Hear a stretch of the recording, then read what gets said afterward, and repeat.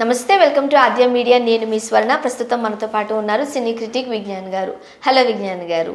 Yes, biopics మనం చూస్తూనే ఉంటాం, రైట్? అంటే ఎవరి గురించి అన్నా తెలుసుకోవాలి అనుకున్న వాళ్ళకి, చరిత్ర తెలియాలి అనుకున్న వాళ్ళకి బయోపిక్స్ తీస్తూ ఉంటారు. ఇప్పుడు పవన్ కళ్యాణ్ గారు బయోపిక్ రాబోతుంది అంటూ వార్తలు వస్తున్నాయి, విమర్శలు కూడా అంతే స్థాయిలో ఉన్నాయి. ఏం సాధించారని, ఒక ఆర్టిస్టే కదా, ఇంతకన్నా పెద్ద పెద్ద ఆర్టిస్టులు చాలామంది ఉన్నారు, అమితాబ్ బచ్చన్ లేరా, వాళ్ళు లేరా, వీళ్ళు లేరా, వాళ్ళ బయోపిక్సే ఇంకా రాలేదు, ఇప్పుడు రాజకీయాల్లో ఏమైనా రాణించారా అంటూ రకరకాలుగా మాట్లాడుతూ ఉంటున్నారు. బట్ పవన్ కళ్యాణ్ గారు అంటే పవన్ కళ్యాణ్ గారే, ఆయన బయోపిక్ కూడా అందరూ చూస్తారు కాబట్టి మీరేం చెప్తారు? సో యాక్చువల్గా ఎలక్షన్స్ హీట్ బాగా నడుస్తుంది ఈ మధ్య. ఏపీ ఎలక్షన్స్లో ఇప్పటి నుంచి అక్కడ సందడి మొదలైంది. తెలంగాణలో పెద్ద విషయం ఏం లేదు, ఇక్కడ అసలు ఏం పట్టించుకోవట్లేదు. ఎలక్షన్స్ ఉంటే ఏంటి లేకుంటే ఏంటి అన్నట్టు ఉంది ఇక్కడ. ఏమైనా మేమే కదా అధికారంలోకి వచ్చేది అన్నట్టు. అట్లని కూడా కాదు, అంటే ఇక్కడ వాళ్ళకి ఇంట్రెస్ట్ పోయింది వీళ్ళు వచ్చిన తర్వాత, ఎలక్షన్స్ మీదే ఇంట్రెస్ట్ పోయింది. అంటే ఇప్పుడు ఫర్ ఎగ్జాంపుల్ ప్రతిపక్ష వాళ్ళు, వీళ్ళు వామపక్షాలు అందరూ కలిసి ఒక రకంగా హీట్, వీళ్ళు వాళ్ళని వీళ్ళని, ఆ డ్రామా అంతా ఇక్కడ లేదు. అది కావాలి కదా యాక్చువల్గా. సీరియస్లీ ఇక్కడ అసలు ఎమ్మెల్యేలు ఎవడో వాళ్ళకు కూడా తెలియదు, వాళ్ళ పేర్లు తెలియదు, వాళ్ళ ఊర్లు తెలియదు, అసలు ఏం మనుషులో తెలియదు. ఎప్పుడో మనం రోడ్ల మీద వెళ్తుంటే బొమ్మలు వేస్తాను అనుకుంటాం, అట్లా ఉంటుంది. అంటే వాళ్ళు పొలిటికల్ కూడా ఫేమస్ అవ్వరా. ఇప్పుడు ఇటువైపు చూస్తే కొడాలి నాని ఒక ఫేమస్ ఫిగర్, అటు అవినాష్ ఒక ఫేమస్ ఫిగర్, కేసులు నడుస్తూ ఉన్నాయి, ఏం జరగబోతుందా అంటూ ఒక ఉత్కంఠ. టీడీపీలో కొంతమంది, ప్రతి ఒక్కరికి ఒక కథ ఉంటుంది ఇక్కడ. అబూ మాకిల ప్రియో లేకపోతే ఇంకెవరో ఎన్ని పేర్లు అలేఖ్య రెడ్డి గారు రాబోతున్నారు, కొడాలి నాని పే నిలబడుతున్నారు, ఒక హాట్ న్యూస్. కొంతమంది సినిమా వాళ్ళు, కొంతమంది అట్లా వాళ్ళు అందరు కలిసి ఉంటారు. ఇటువైపు సినిమా వాళ్ళు ఉండరు, ఏం ఉండదు, తెలిసిన మొహాలు ఉండవు. అసలు వాళ్ళు ఎవరో పొద్దున్నేసి అర్థం చూసుకునే వాళ్ళు వాళ్ళకు కూడా తెలియదు మేము అని, అట్లాంటి వాళ్ళు. సో వీళ్ళకి అదేంటిది, వాళ్ళ ఫేస్లే వాళ్ళకి తెలియదు కాబట్టి ఇక్కడ వాళ్ళకి బయోపిక్లు వచ్చే ఆస్కారం లేదు. అసలు ఎలక్షన్ అంటేనే ఒక టైప్ ఆఫ్ ఉండిపోయింది తెలంగాణలో. సరే, ఇక ఆంధ్ర ఏపీ పాలిటిక్స్ విషయానికి వస్తే చాలా ఇంట్రెస్టింగ్ ఉంటుంది. ఒక సినిమా స్టోరీ లాగా, సస్పెన్స్ థ్రిల్లర్ డ్రామా లాగా సాగుతూ ఉంటుంది. రోజు ఎవరో ఒకరు మైక్ పట్టుకున్నారంటే వీళ్ళు వాళ్ళని అనడం, వాళ్ళు వీళ్ళని అనడం, మనం అవన్నీ చూస్తూ ఎంజాయ్ చేస్తూ కూర్చోవడం, అట్లా ఉంటుంది ఒక టైప్ ఆఫ్. సో దాన్ని వై నాట్ సినిమాలు కూడా మంచి విమర్శలు వేస్తారు ఇటువైపే. సినిమా తీసేవాళ్ళు కూడా తెలంగాణ లాగా సినిమా తీయాలనుకుంటే తెలంగాణ స్లాంగో, తెలంగాణ ఆచార వ్యవహారాల్లో చూపిస్తారే తప్ప పొలిటికల్ సెటైర్లు ఉండవు, ఎందుకంటే ఎవరికి ఎవరు తెలియదు కాబట్టి. ఇక్కడ అందరికి బాగా తెలుసు, అండ్ వాళ్ళు మాట్లాడుకునే విధాలు కూడా బాగుంటాయి. ఒకరి మీద ఒకరు వేసే సెటైర్లు ఇవన్నీ చూస్తూ ఉంటాయి. ఇప్పుడు సినిమాలు ఫర్ ఎగ్జాంపుల్ వీరసింహారెడ్డి వచ్చింది, ఎన్టీఆర్ వర్సిటీకి వాళ్ళు పేరు మార్చిన తర్వాత దాని మీద పేరు మారించినంత మాత్రాన చరిత్ర మార్చిపోదన్నట్టు డైలాగు, ఇట్లా రకరకాలు తిడతా ఉంటారు. వాళ్ళు ప్రజల చేత ఎన్నికబడ్డ పిచ్చోళ్ళని, మూర్ఖులని, వెధవలని ఇట్లా అస్త్రంగా చేసుకుని వాడుకుంటూ వేసేస్తారు. ఇంకా లాస్ట్ టైం చూసుకుంటే కూడా ఆర్జీవి గారి సినిమాలు మనం చూసాం, అమ్మరాజ్యంలో కడప బిడ్డలు, యాజ్ ఇట్ ఈస్ వాళ్ళ మొహాలు అలాగే ఉంటాయి. అండ్ పవన్ కళ్యాణ్ పైన పవర్ స్టార్ అన్న సినిమా తీసేసి గేదెకి మేకకి బుజ్జి మేకమ్మ గేదమ్మ గడ్డి తింటావా అని చెప్పేసి ఒక పాట ఉంటుంది. సో అట్లా దే డూ సమ్ మ్యాజిక్ అనమాట. సో ఇప్పుడు మళ్ళీ లాస్ట్ ఇయరే అంత ఉన్న తర్వాత ఇప్పుడు మళ్ళీ ఎలక్షన్స్ రాబోయేసరికి అందరికీ ఒక టైప్ ఆఫ్ ఇంట్రెస్ట్ క్రియేట్ అయింది, ఏమేమి ఉంటాయి అని. ఆల్రెడీ బాలకృష్ణ గారు సీఎం అనే ఒక సినిమా ప్రకటించారు. సీఎం అంటే కామన్ మ్యాన్ చీఫ్ మినిస్టర్.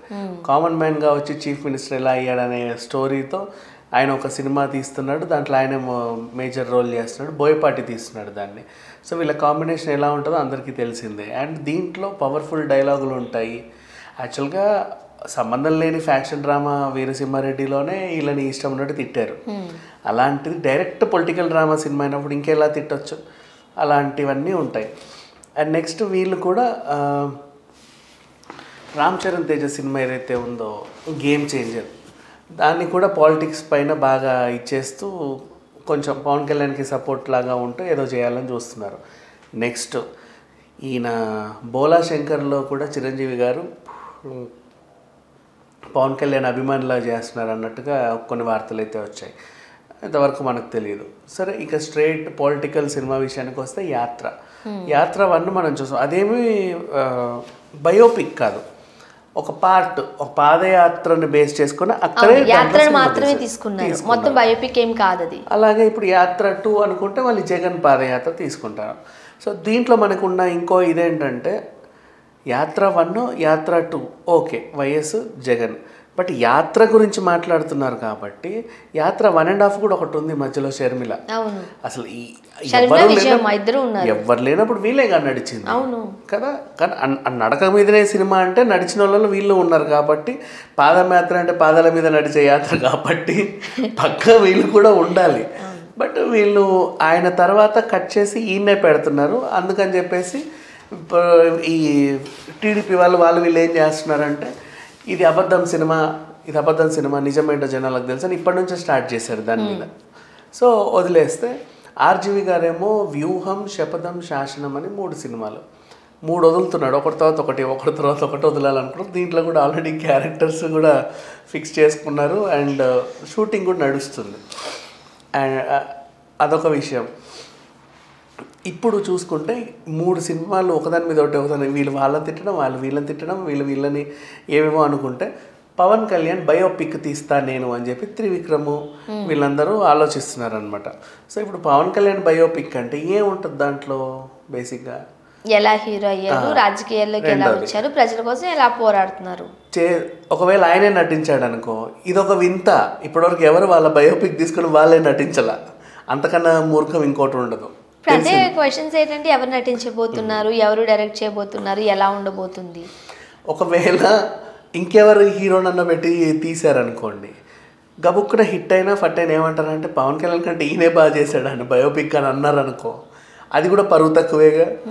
బేసిక్గా పరువు తీయాలంటే ఎలా అయినా తీయొచ్చు కదా. ఇంకో చెప్పాలంటే పవన్ కళ్యాణ్ గారి మీద జరుగుతున్న కుట్ర అనుకోవచ్చా దీన్ని, ఆయన్ని కొంచెం తగ్గించడానికి అనుకోవచ్చా? లేదు, ఆయన బయోపిక్కే ఆయన మోయడానికి. ఎందుకంటే ఇప్పుడు ఆయనే యాక్ట్ చేయలేరు, ఆయన బయోపిక్ లో ఆయన యాక్ట్ చేయలేరు. చేస్తే అదొక వింత, చేయకపోతే కూడా డ్యామేజే, చేసిన డ్యామేజే. అసలు బయోపిక్కే ఒక డ్యామేజ్, దాన్ని చేయకుండా ఉంటే బెటరు, బట్ అదొక డ్యామేజ్ అనమాట. లేదా ఏదైనా పొలిటికల్ డ్రామా సినిమా తీసుకొని దాంట్లో తిట్టాలనుకున్నవన్నీ బయోపిక్ ఎందుకు, దేనికి అంటే ఏం చేసామని అంటే ఇప్పుడు నా బయోపిక్ చూసి ఏం నేర్చుకోవాలి జనాలు, సంథింగ్ ఉండాలి కదా.